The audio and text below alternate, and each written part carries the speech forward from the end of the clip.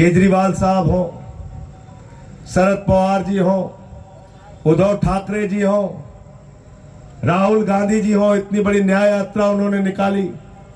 पूरे समय बात की, मुद्दों की, महंगाई की बात की, रोजगार की बात की, किसानी की बात की, एमएसपी की बात की और कहा कि किसानों को उनका हक मिलना चाहिए। 750 किसानों की शहादत हुई किसान आंदोलन में।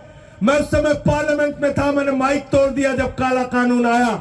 मुझसे भाजपाइयों ने कहा, संजय सिंह जी आपने माइक तोड़ दिया, माइक तोड़ दिया। मैंने कहा बेईमानो, तुमने किसानों की हड्डियां तोड़ी, मैंने तो सिर्फ माइक तोड़ा है। मैंने तो सिर्फ माइक तोड़ा है, तुमने तो किसानों की हड्डियां तोड़ी है।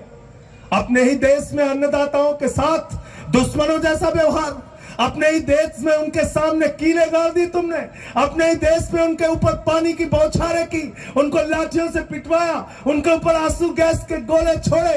ये किसान अन्नदाताओं की भी जिम्मेदारी है। भाजपा वालों की, एनडीए वालों की, सिंधे गुट वालों की जमानतें जब्त कराओ, यहां हराओ इनको। बोला था आपके आय दोगुना हो जाएगी, क्या हो गया?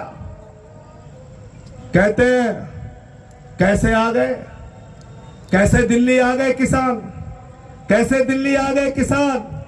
अगर तुम किसान को दिल्ली नहीं जाने दोगे भाजपाइयों, अगर तुम किसान को दिल्ली जाने नहीं दोगे एनडीए वालों, सिंधे गुट वालों, तो किसान भी तुमको दिल्ली जाने नहीं। सांसद बन के दिल्ली जाते हो ना, जाते हो कि नहीं जाते हो? तो किसान जो सांसद तुमको बनाता है वहां तुमसे मिलने नहीं आ सकता, उसको लाठियों से पिटवाओगे। तो अगर तुम हमको दिल्ली नहीं जाने दोगे तो हम तुमको नागपुर से दिल्ली नहीं जाने देंगे, हम तुमको रामटेक से दिल्ली नहीं जाने देंगे, हम तुमको महाराष्ट्र से चुनकर दिल्ली जाने नहीं देंगे।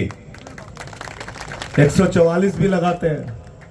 अब तुम्हारे सामने ताकत है केदार भाई। अब अपने अपने घर के सामने क्या लगाना है आपको? क्या लगाना है? धारा 100। क्या लगाना है? धारा 100।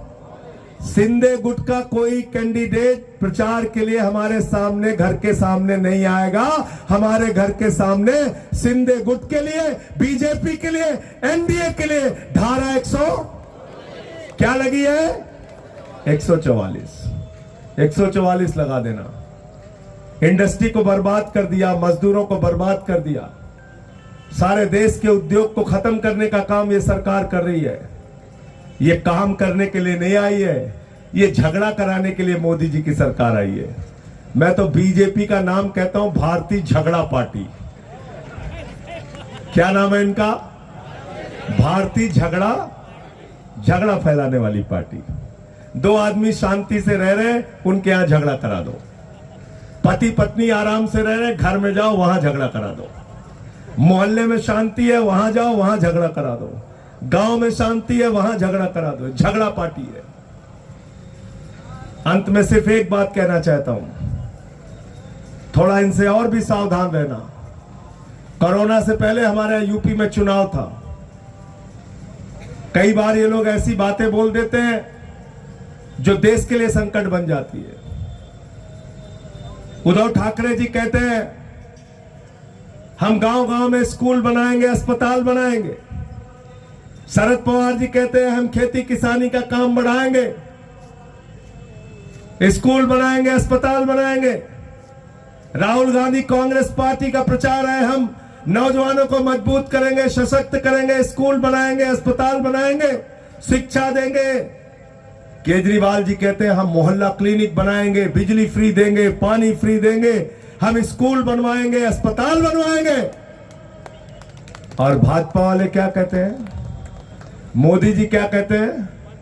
मोदी जी गए उत्तर प्रदेश में चुनाव प्रचार में, कहने लगे भाइयों और बहनों, गांव गांव में कब्रिस्तान है तो शमशान होना चाहिए कि नहीं होना चाहिए? झूठ नहीं बोल रहा हूं भाई, YouTube पे पड़ा है, चेक कर लेना। गलत तो नहीं कह रहा हूं, गलत तो नहीं कह रहा हूं, गलत तो नहीं कह रहा हूं। तो श्याम कुमार बर्वे को जिताओगे तो स्कूल और अस्पताल बनाएंगे, और भाजपाइयों को जिताओगे, सिंधे गुट के कैंडिडेट को जिताओगे तो एक गांव गांव में क्या बनाएंगे? शमशान बनाएंगे। ये शमशान बनाने वाली पार्टी है।